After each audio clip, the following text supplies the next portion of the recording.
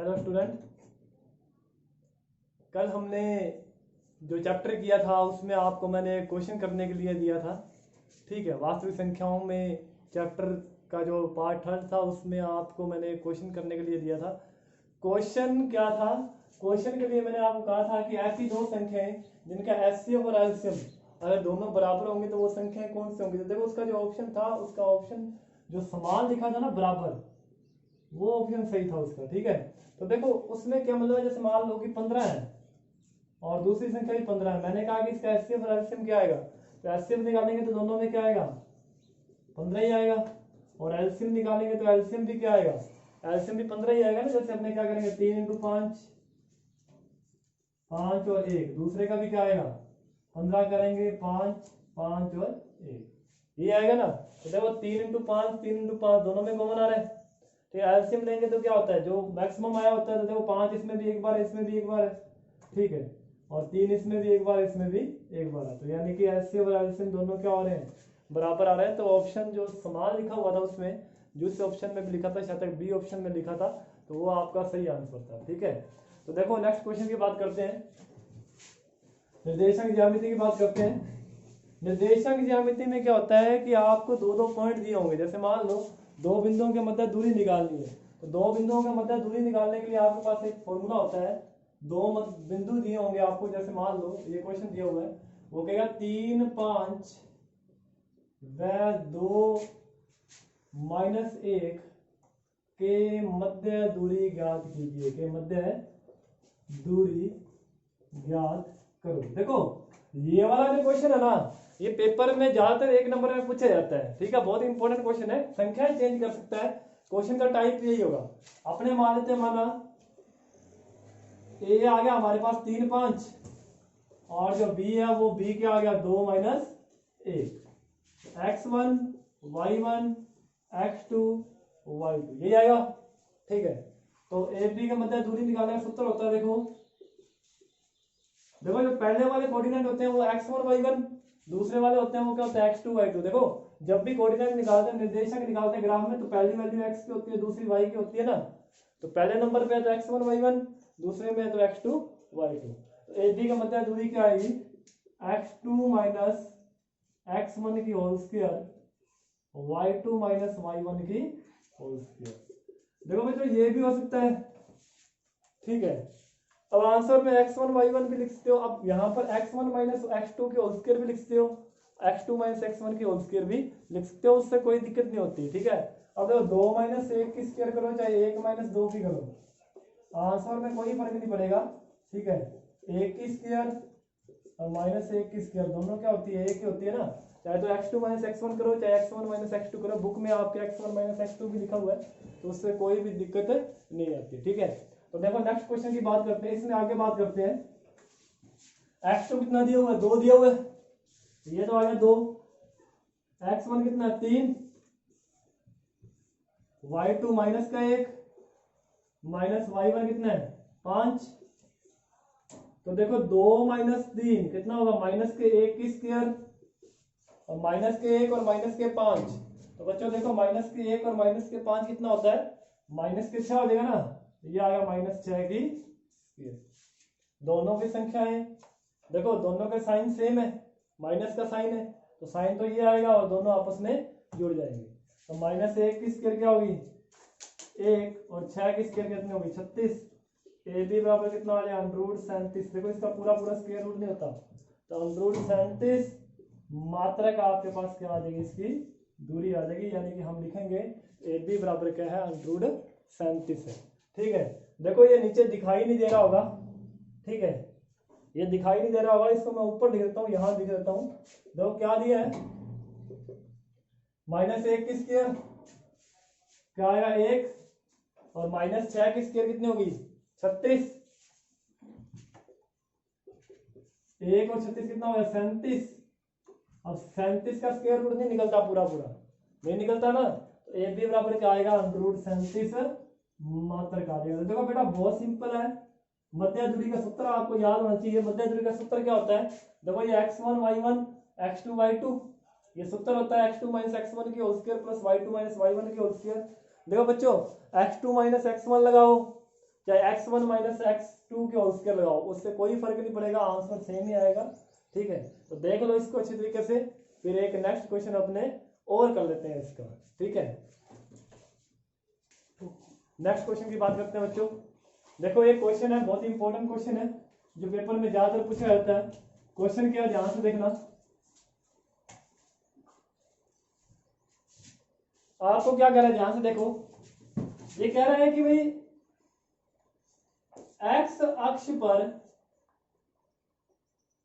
वह बिंदु ज्ञात कीजिए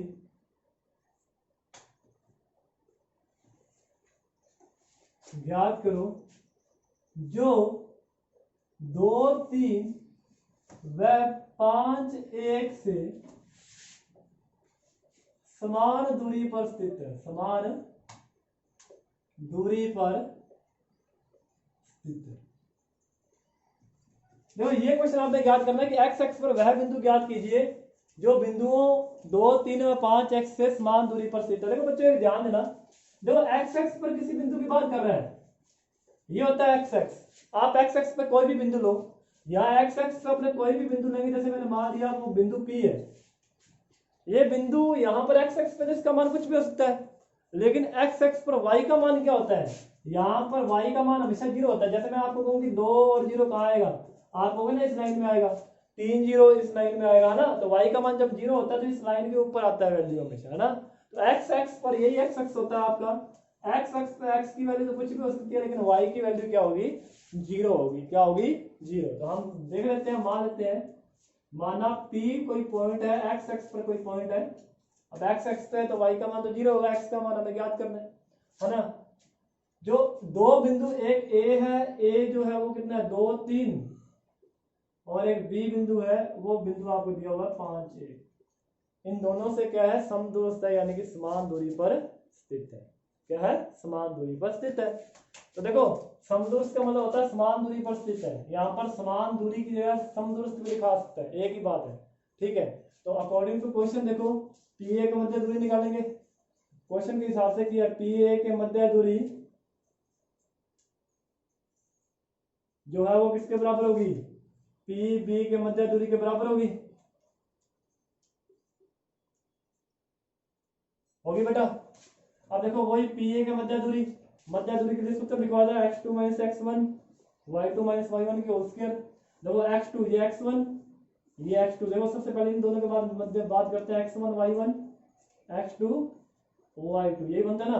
तो देखो x2 माइनस x1 यानी कि 2 माइनस x की whole square, y2 minus y1 यानी कि 3 माइनस 0 की होल स्क्वायर। ठीक है, उसके बाद में पी बी की बात करते हैं अपने। अब इसको x2 y2 माना था, पी बी में करेंगे तो ये x1 y1 ये x2 ये y2। देखो x2 माइनस x1 की होल स्क्वायर यानी 5 माइनस x की होल स्क्वायर प्लस दूसरा हमारे पास है 1 माइनस 0 की होल स्क्वायर। देखो 2 माइनस एक्स का मतलब a माइनस बी है ना। a माइनस बी की होल स्क्वायर क्या होती है बेटा, a की स्क्वायर प्लस b की स्क्वायर माइनस 2ab, a की square minus 2ab plus b की स्क्वायर भी लिख लो, कोई फर्क नहीं पड़ता उससे। ठीक है, तो देखो a की स्क्वायर यानी कि 2 की स्क्वायर, b की स्क्वायर यानी कि x की स्क्वायर माइनस 2ab यानी कि a हमारे पास यहाँ क्या है 2 है और b क्या हमारे पास x है। ठीक है, उसके बाद में 3 माइनस 0 यानी कि 3, ये आ गया 3 की स्क्वायर। फिर a माइनस बी की होल स्क्वायर यानी कि a की स्क्वायर b की स्क्वायर माइनस में 2ab और 1 माइनस 0 यानी कि 1 की। बात समझ में आ गई होगी। ठीक है, अब देखो यहाँ पर रूट है, रूट को हटाने के लिए हमने क्या करेंगे, वर्क करेंगे। तो दोनों तरफ वर्क करने पर यहाँ कर देते हैं, क्योंकि नीचे दिखाई नहीं देगा। यहाँ देखना बच्चों, दोनों तरफ वर्क करने पर वर्ग करने पर देखो दोनों तरफ बच्चों वर्ग करेंगे, अंडर से अंडर हट जाएगा। पहली बात तो ये क्लियर, 2 की स्क्वायर कितनी हो जाएगी 4, एक्स की स्क्वायर एक्स स्क्वायर माइनस 2 दूनी 4x, और देखो 3 की स्क्वायर कितनी हो जाएगी 9, फिर इधर करेंगे 5 की स्क्वायर 25 प्लस एक्स स्क्वायर 5 दूनी 10x, और प्लस में क्या आएगा 1। ठीक है भाई, ध्यान से देख लो, अच्छे तरीके से समझ में आ गया, आई बात समझ में, क्लियर है यहां तक? ठीक है। अब देखो x वाले को एक तरफ करो, विदाउट x को दूसरी तरफ ले जाओ, तो देखो x की स्क्वायर माइनस 4x 9 4, पहले इसको सोल्व कर लो 13, 25 प्लस x की स्क्वायर माइनस 10x 25, और ये कितना हो जाएगा 26। x की स्क्वायर से x की स्क्वायर कर देगा, जब इधर आएगा तो माइनस का होगा ना वो। ठीक है, उसके बाद में देखो इसको इस तरफ लेके आओ, माइनस के 4x माइनस के 10x, इस तरफ प्लस का 10x, जो प्लस का 13 है उस तरफ जाएगा तो किसका होगा माइनस का 13, तो 10 में से 4 जाएंगे यानी 6x बराबर कितना आ जाएगा 13, x बराबर आ जाएगा 13/6, यानी पॉइंटों में आ जाए 2 पॉइंट समथिंग, यानी कि x की वैल्यू आ गई। ठीक है, तो x बराबर 13/6 आ गया, यानी कि हमें p की वैल्यू ज्ञात करनी थी, है ना? उसने क्या कहा था x x पर बिंदु ज्ञात कीजिए, वो बिंदु p है, तो p के जो निर्देशांक आएंगे वो क्या आएंगे, p के निर्देशांक 13/6 व 0 है, तो ये भी आपका आंसर है। ठीक है, हमने एक एग्जांपल लेके चले थे हम, अच्छे तरीके से बात समझ में आ गई होगी। देखो x x पर कोई बिंदु की बात कर रहा है तो x और 0 मैंने अभी आपको बताया वीडियो में, थोड़ा सा पीछे करके देख सकते हो किस तरीके से निकाला ये। ठीक है, a और b से समान दूरी पर है, क्वेश्चन में यहाँ समान दूरी की जगह समदूरस्थ भी लिख के दे सकता है, समदूरस्थ, एक ही बात है, समदूरस्थ का मतलब भी क्या होता है, समान दूरी पर स्थित बिंदु। आई बात समझ में? तो पी ए बराबर है पी बी के, यानी कि ए वाली दूरी इस दूरी के बराबर है, पी ए से उतनी दूरी पर जितना कि बी से है, दोनों के मतलब दूरी निकाली, रूट को हटाने के लिए क्या करेंगे, दोनों तरफ वर्ग कर देंगे। अब देखो सोल्व किया, 2 की स्क्वायर 4, x की स्क्वायर माइनस के 4x, 3 की स्क्वायर 9, 5 की स्क्वायर 25, x की स्क्वायर 5 दूनी 10x, और 1 की स्क्वायर 1। इसको इस तरफ लाओगे, देखो x की स्क्वायर से x की स्क्वायर कर देगा, जब इस तरफ आएगा 9 और 4 13, माइनस के 4x पढ़ाई है, 25 और 1 26, माइनस के 10x, माइनस का 10x इस तरफ आए प्लस का 10x, और प्लस के 13 उस तरफ जाके माइनस के 13, 10 में से 4 गए 6, 26 में से 13 गए 13, 6 गुना में भाग में जाएगा तो 13/6x की वैल्यू आ जाएगी। बहुत इंपॉर्टेंट क्वेश्चन है, अच्छी तरीके से देख लो इसको। देखो अब बच्चों इस क्वेश्चन में क्या है, मैं आपको थोड़ा सा बता देता हूँ। देखो अगर क्वेश्चन में yx आ जाए, अगर इसी क्वेश्चन में yx दे देता है तो yx के लिए आपने क्या करना है, यहाँ पर x0 है ना, यहाँ पर जो बिंदु बन जाएगा वो क्या बन जाएगा 0y बन जाएगा, और क्वेश्चन करने का तरीका यही रहेगा, और y का नाम मान आ जाएगा, है ना? अगर y निर्देशांक दिया तो यहाँ y0 बन जाएगा ना, क्योंकि पहला मान x का होता है, दूसरा y का होता है ना, तो ठीक है। तो यहाँ की आपने क्या करना है, यहाँ पर पहले x का मान आता है, x का मान 0 है, और y का मान ज्ञात करना, तो ये वाला बिंदु आएगा यहाँ पे। आई बात समझ में? ठीक है, तो बच्चों अगर yx कहेगा तो यहाँ पर 0y लिखना है, ना कि x0 लिखना है। अब बच्चों एक क्वेश्चन की और बात करते हैं अपने, क्वेश्चन ध्यान से देखना, इंपॉर्टेंट लग रहा है इस बार क्वेश्चन पेपर के लिए, ठीक है, अच्छे तरीके से देखना।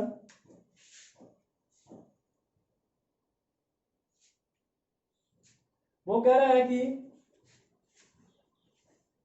P व Q के निर्देशांक क्रमशः, देखो P व Q के जो निर्देशांक है क्रमशः A cos theta, B sin theta, व देखो ये तो P के Q के निर्देशांक और कह रहा है माइनस के A sin थीटा व माइनस के A sin theta B cos theta है, तो सिद्ध कीजिए कि सिद्ध कीजिए कि सिद्ध कीजिए कि ओपी की स्क्वायर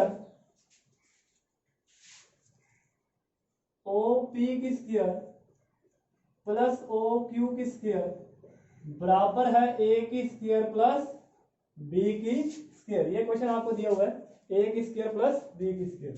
और यहां ओ मूल बिंदु है। ओ क्या है? मूल बिंदु। देखो P और Q दो बिंदु दिए, OP की स्क्वायर सबसे OP, सबसे पहले OP के मध्य दूरी निकालनी है। O व P के मध्य दूरी या OP के मध्य दूरी हल कर रहा हूं मैं इसको, सॉल्यूशन निकाल रहे हैं इसका। देखो OP के मध्य दूरी कैसे निकालेंगे? OP के मध्य दूरी O आपको क्या दिया? 0 0। और P क्या दिया बेटा आपको? P आपको दिया A cos थीटा और B sin थीटा, ये दिया हुआ ना आपको। ठीक है, OP के मध्य दूरी कैसे निकलेगी? वही फॉर्मूला बताया था, एक बार फॉर्मूला जरूर लगाना है। ध्यान रखना पेपर में फॉर्मूला जरूर लगाना है। अगर पेपर में फॉर्मूला नहीं लगाओगे तो वो आधा नंबर काट सकता है। पेपर में प्रत्येक क्वेश्चन में फॉर्मूला लगाना है आपने। y2 माइनस y1, जैसे मान लो यहाँ 2 बार फॉर्मूला लगे तो कम से कम एक बार जरूर लगाना है आपने। तो देखो x2 क्या बेटा अपने पास? x2 है a cos थीटा माइनस 0 और y2 है b sin थीटा और ये। तो देखो बच्चों 0 माइनस करोगे किसी में से वही तो वही वैल्यू आएगी, यानी कि a cos थीटा ही आएगा। और इसकी स्क्वायर करेंगे तो क्या आएगा? a की स्क्वायर cos के थीटा, 0 b sin थीटा में से 0 को घटाएंगे तो सेम यही वैल्यू आएगी। और इसका स्क्वायर करेंगे तो b की स्क्वायर sin स्क्वायर थीटा।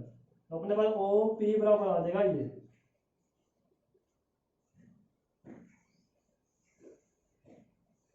आगे बात समझ में। अब OQ के मध्य दूरी निकाल रहे हैं अपने। OQ के मध्य दूरी कैसे निकलेगी? देखो OQ के मध्य दूरी तो किस तरीके से निकालेंगे OQ के मध्य दूरी? यहां ऊपर देख लेते हैं अपने। देखो O कितना दिया बच्चों? 0 0 और Q कितना है? Q हमारे पास है माइनस के a sin theta b cos theta. देखो नॉर्मली आपने क्या करनी है? मध्य दूरी निकालनी है और कुछ भी नहीं है। जैसे अपने पहले क्वेश्चन में मध्य दूरी निकाली थी ना, दूसरे क्वेश्चन में भी निकाली थी, सेम उसी तरीके से इस क्वेश्चन में भी क्या निकालनी है आपने? मध्य दूरी निकालनी है। तो देखो बच्चों OQ के मध्य दूरी फॉर्मूला लगाने की जरूरत नहीं है, एक बार फॉर्मूला लगा दिया आपने। देखो ये x1 y1 x2 y2 x2 minus x1 यानी कि माइनस के a sin थीटा माइनस 0 की square y2 minus y1 b cos theta minus 0 की स्क्वायर। दो किसी में से 0 घटाओगे तो वही आएगा, और माइनस की स्क्वायर करोगे तो वैसे ही क्या हो जाएगा? प्लस a की square a square sine square theta. अब b की स्क्वायर करोगे तो क्या आएगा? b की स्क्वायर और cos थीटा करोगे तो cos स्क्वायर थीटा। ये मात्रक आ जाएगा आपके पास OQ। देखो OP भी आ गया, OQ भी आ गया। अपने को क्या निकालना? OP की स्क्वायर प्लस OQ की स्क्वायर निकालना है। तो देखो OP की स्क्वायर और OQ की स्क्वायर यहां पर निकालते हैं। देखो OP की स्क्वायर प्लस OQ की स्क्वायर जो सोल्व करना हमने। ठीक है, तो देखो OP की स्क्वायर कितना है? ये हमारे पास, इसकी स्क्वायर कर दो, ये आ जाए a की square cos square theta plus b की स्क्वायर sin स्क्वायर थीटा, इसकी स्क्वायर और OQ की स्क्वायर। देखो OQ की स्क्वायर यानी कि इसकी स्क्वायर करेंगे, ये आ जाएगा हमारे पास a की square sin square theta plus b की स्क्वायर cos स्क्वायर थीटा।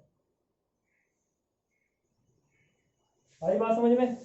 ठीक है, अब देखो मेरी बात सुनो, ये यहां नीचे दिख नहीं रहा होगा, इसको ऊपर लिख देते हैं। ठीक है, तो देखो इसको मिटवा देते हैं, यहां से इसको ऊपर लिखते हैं। यहां तक समझ में आ गया आपको? OP निकाल लिया, OQ निकाल लिया। अब ये दोनों वैल्यू इसमें रखेंगे। ठीक है, तो सबसे पहले OP की स्क्वायर निकालेंगे। देखो ये वैल्यू चाहिए ना हमें, तो कैसे निकालेंगे? देखो बिठो देता हूँ मैं इसको। ये चीज प्रूव करनी है हमें, ओपी की स्क्वायर ओ क्यू की स्क्वायर और ए की स्क्वायर बराबर बी की स्क्वायर, यानी कि ये सिद्ध करना हमें ओपी की स्क्वायर ओ क्यू की स्क्वायर बराबर ए की स्क्वायर प्लस बी की स्क्वायर। ये चीज प्रूव करनी है ना। ये नीचे लिख देते हैं, ऊपर क्वेश्चन को सोल्व करेंगे। तो देखो ओपी की स्क्वायर करते हैं सबसे पहले, ओपी की स्क्वायर प्लस ओ क्यू की स्क्वायर, ये चाहिए हमें सबसे पहले।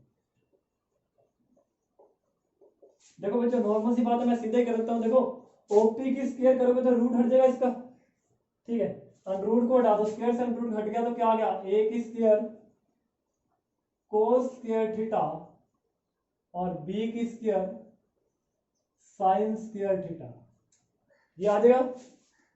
ओ क्यू की स्क्वायर का मतलब है, ओ क्यू की स्क्वायर करेंगे तो रूट हट जाएगा आपका, तो रूट को हटाएंगे तो हमारे पास क्या आ जाए, ए की स्क्वायर साइन स्क्वायर थीटा और बी की स्क्वायर कोस स्क्वायर थीटा। अब देखो बच्चों ध्यान से समझो, ये दोनों एक जैसे, इसको आगे ले आओ, क्या आएगा, ए की स्क्वायर कोस स्क्वायर थीटा और ए की स्क्वायर साइन स्क्वायर थीटा, इन दोनों में से करेंगे तो क्या आएगा, बी की स्क्वायर साइन स्क्वायर थीटा और बी की स्क्वायर कोस स्क्वायर थीटा। इन दोनों में से कॉमन आ रहा है भाई, आ रहा है ना, तो ए की स्क्वायर कॉमन आ रहा है, यहाँ रहेगा कोस स्क्वायर थीटा प्लस में आ जाएगा साइन स्क्वायर थीटा, और यहाँ देखो बच्चों बी की स्क्वायर कॉमन आ रहा है इन दोनों में से, ठीक है। देखो क्या आएगा, sine square theta plus cos square theta. बात समझ में आ गई। अब देखो sine square theta plus cos square theta क्या होता है, एक, और बी की square sine square theta plus cos square theta क्या हो गया, एक से गुना करेंगे ए की स्क्वायर और बी की स्क्वायर को एक से करेंगे तो बी की स्क्वायर। तो बच्चों यही आपको सिद्ध करना था, ओ पी की स्क्वायर प्लस ओ क्यू की स्क्वायर जो ओ की स्क्वायर बराबर होना चाहिए ए की स्क्वायर प्लस बी की स्क्वायर, ये चीज सिद्ध करनी थी ना, तो ये आपने सिद्ध कर दिया। तो बहुत सिंपल सी बात है, अच्छी जगह समझ में आ गया होगा, ठीक है। ओपी के मध्य दूरी निकाली है, दो बिंदुओं के मध्य दूरी के लिए मैंने आपको बताया था रूट x2 माइनस x1 की whole square plus y2 minus y1 की होल स्क्वायर। फिर उसके बाद में ओ क्यू के मध्य दूरी निकाली, उसने लिख के दिया है कि ओ पी की स्क्वायर प्लस ओ क्यू की स्क्वायर बराबर है ए की स्क्वायर प्लस बी की स्क्वायर। हमने दोनों दूरियां निकाल ली, उनका स्क्वायर किया, पहले वाली का स्क्वायर करेंगे रूट हट जाएगा स्क्वायर से, ओ क्यू का करेंगे तो रूट हट जाएगा स्क्वायर से, ए की स्क्वायर वाले को आगे किया, यहाँ पर cos square theta plus sine square theta, पता है ना आपको ये कितना होता है, 1 होता है। वैसे बी की स्क्वायर कॉमन लिया तो sine square theta plus cos square theta कितना होता है, 1 होता है, ठीक है। गुना किया ए की स्क्वायर बी की स्क्वायर कॉमन से किया तो बी की स्क्वायर। तो देखो बच्चों क्वेश्चन समझ में आ गया होगा अच्छी तरीके से, ठीक है। हमने इसका एक पार्ट आज कर लिया है, नेक्स्ट पार्ट जो है वो हम अगली वीडियो में कर लेंगे। जितने भी इसके क्वेश्चन है, ठीक है, सारे के सारे क्वेश्चन आप अच्छी तरीके से करोगे, ठीक है। अगर बाई द वे फिर भी कोई डाउट होता है तो आप कमेंट में लिख सकते हो कि सर हमें इस क्वेश्चन में डाउट है, ये क्वेश्चन समझाओ, ठीक है। धन्यवाद बच्चों।